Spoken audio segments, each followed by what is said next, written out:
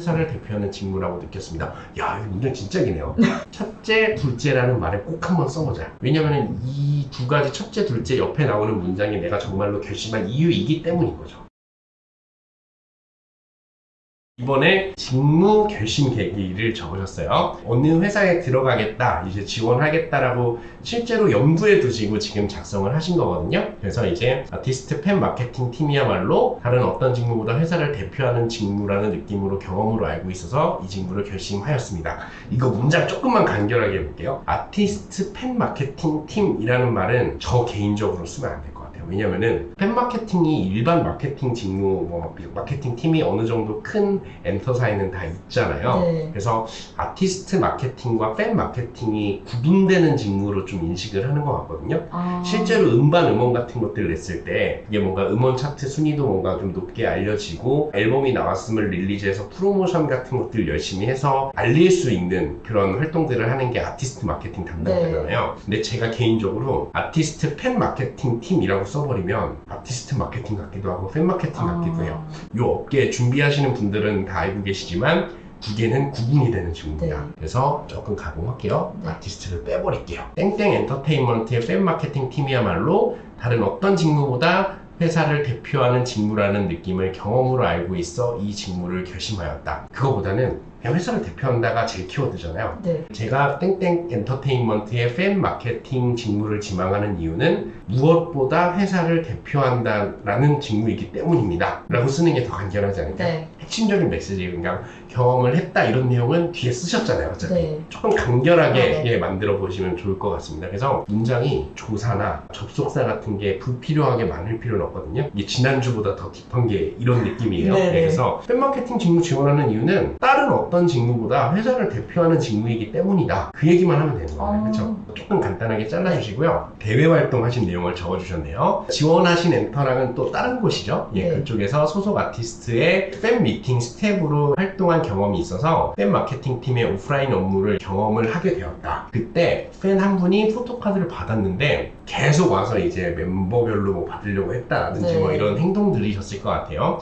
받지 않았다면서 카드를 계속 요구하는 상황이 있었다. 아티스트 팬이라는 말도 조금 표현이 모호해요. 그냥 팬이죠, 팬이요. 그냥. 예. 팬의 높아지는 언성과 무리한 요구에 난처해 든 저를 옆에 두고 회사 담당자 분께서는 모든 팬에게 공정한 기준으로 제공하고 있다. 죄송하지만 평등하지 않은 상황이 발생하면 안 되기 때문에 중복해서 드릴 수 없다라고 팬을 논리적으로 설득하며 이해시키셨습니다. 이 상황에 저 말 하셨을 때 네. 아, 네, 알겠습니다 하고 바로 가셨나요? 굉장히 논리적으로 얘기하시니까 네네네. 처음에는 약간 우기시다가 이제 네. 알겠다 약간 이런 식으로 근데 어쨌거나 저 말에 수긍을 했다. 네, 그거죠. 예, 그래서 현장에서 원활히 해결하는 모습을 보면서 강한 정신력을 느낄 수 있다. 이 문장이 제일 좀 튄다는 느낌을 받았어요.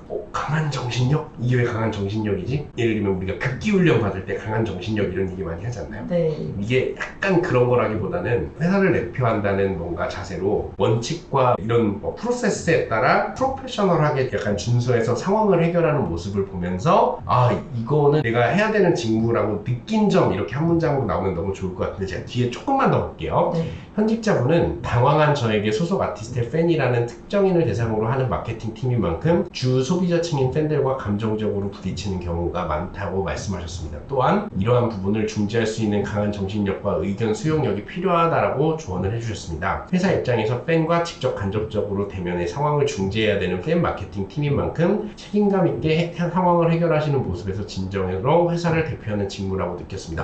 야, 이거 문장 진짜 기네요. 이거를 문단 한 번 구분해 주는 게 좋을 것 같아요. 이게 뭐냐면은 현장에서 일어나는 상황, 이게 현장에서 상황 뭔가 진행되고 행사 진행되면서 이런 질문하기 어려우셨을 것 같은데 그날 물어보신 건가요? 그분이 가고 나서 이제 네. 너무 당황해 있으니까 제가 너무 당황하지 말아라 이런 식으로 얘기를 해주셨어요. 현장 그 상황에서 얘기해 네네. 주신 건가요? 이거 왜냐면 현장이 진짜 정신없이 돌아가고 뭐 이렇게 챙겨야 될 것도 많다 보니까 팬 스텝 한 명한테 참여한 사람한테 이런 나름 진심 어린 조언의 느낌이 드는데 네. 이렇게까지 얘기하기가 쉽지 않았을 것 같아서 끝난 다음에 네. 예를 들면 회사에 돌아와서 뭐 감사하다 얘기를 하다가 이제 회사에서 돌아와서 이런 식으로 뭔가 피드백이나 조언 같은 것들을 해주셨다. 그러니까 이게 같은 이제 날에 일어난 건지 아니면 이제 회사로 돌아와서 현직자분께서 이렇게 네. 얘기를 해주신 건지가 중요할 것 같아요.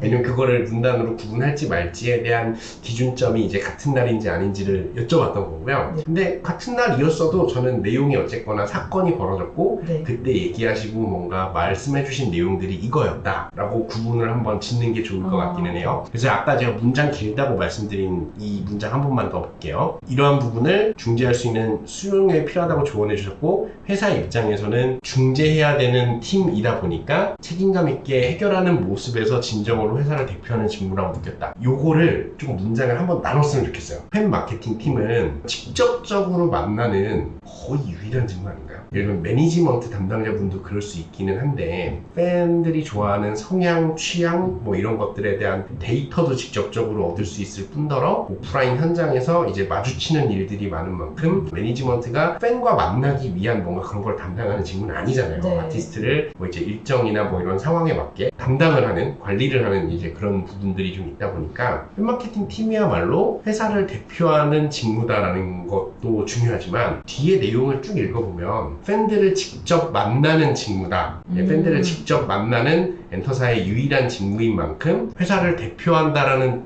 느낌으로 이제 일을 할 수 있을 것 같아서 지원하게 됐다. 라고 조금 내용을 넣어서 써준 다음에 그 대표성과 직접 만나는 일을 내가 왜 잘할 수 있는지 한 문장 정도 마무리하는 걸로 좀 변경을 하면 좋겠어요.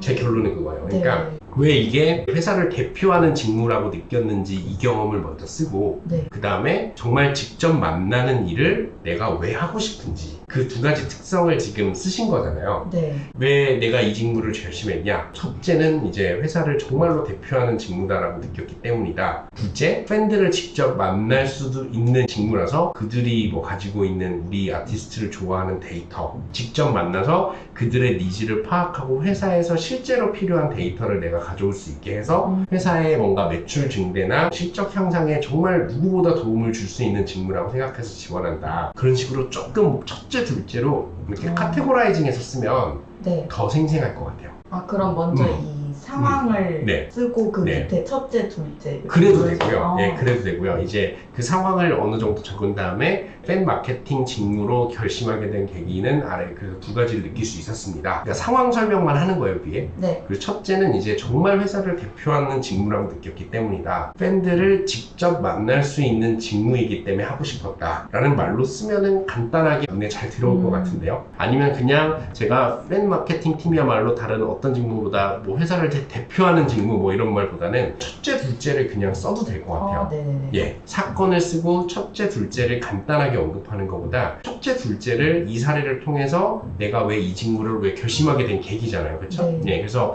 그렇게 나눠서 써도 괜찮을 것 같아서 네. 그렇게 정리하는 게 조금 더 괜찮지 않을까.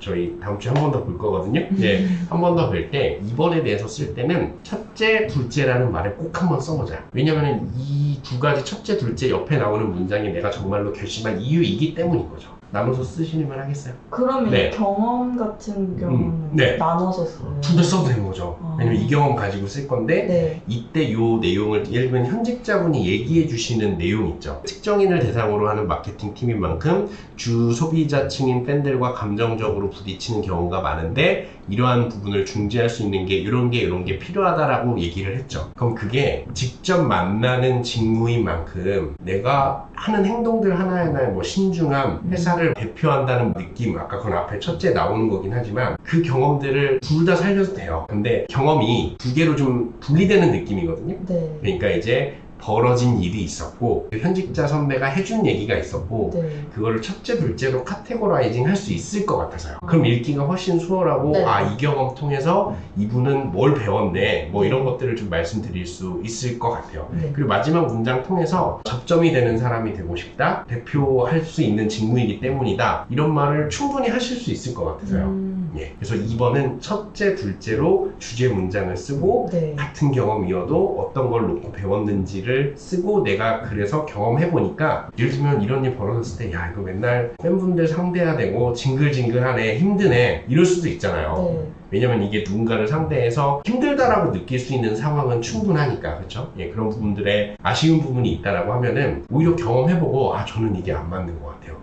대면하는 일보다는 간접적 소통이 중시되는 엔터테인먼트 업무가 맞다고 생각을 해서 찾아보니까 뭐 요즘 유통사 직무가 맞는 것 같아요. 네. 뭐 이런 식으로 풀 수도 있는 거잖아요. 그렇죠? 이거를 첫째, 둘째로 어쨌거나 결심을 하셨으니까 네. 내가 잘할 수 있는 직무를 잘할 수 있고 결심하게 된 계기를 두 개로 구분해서 한번 써보겠다.